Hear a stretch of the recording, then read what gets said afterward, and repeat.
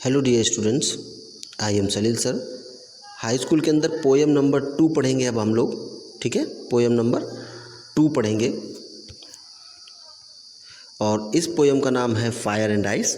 इसके जो पोएट हैं वो हैं रॉबर्ट फ्रोस्ट।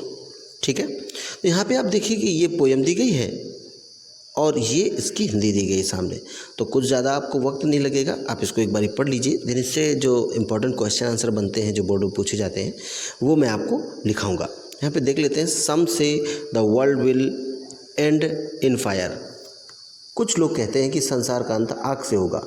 सम से इन आइस, कुछ कहते हैं कि बर्फ़ से होगा। From what I have tasted of desire, लेकिन मेरी इच्छा ये है। I hold with those who favour fire, मैं उनके साथ सहमत हूँ जो जिनको लगता है आग से होगा। पोएट का ये मानना है। ठीक है, कि मतलब देखो, कुछ लोग कहते हैं कि आग से होगा, कुछ लोग कहते हैं आइस से होगा, और कभी कहता है कि मैं उनके साथ सहमत हूँ, उन कुछ लोगों के साथ सहमत हूँ जिनको लगता है कि आग से होगा अंत इस दुनिया का। नेक्स्ट है बट। यहाँ से देखें सेकेंड पैराग्राफ में, बट इफ़, इसको स्टैंजा बोलते हैं। But if it had to perish twice, परंतु यदि अंत 2 बार होना हो। I think I know enough of hate, तो मुझे लगता है कि घृणा भी बहुत है। To say that for destruction ice is also great, तो ये कहना भी कि विनाश के लिए बर्फ़ भी पर्याप्त है। And whole and would suffice, मतलब कि ये पर्याप्त होगा।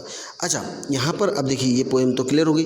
एक चीज़ क्लियर करने की ये बात है कि यहाँ पर मतलब ये जो आप देख रहे हो ना कि आग से अंत होगा कि जो है बर्फ़ से अंत होगा, ये एक बात निकल के आ रही।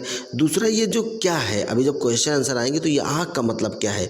लोगों के अंदर जो क्रोध है वो आग है, हैं, और लोगों के अंदर जो दूसरों के प्रति उदासीनता है, किसी का कोई दर्द नहीं समझता है, वो आइस है, इससे अंत होगा। तो क्वेश्चन आंसर पढ़ते समय उसकी हिंदी डिटेल करूँगा तो आपको और अच्छे से समझ में आ जाएगी। ठीक है, तो इसको पढ़िए और समझिए। उम्मीद आपको अच्छे से समझ में आ गई है।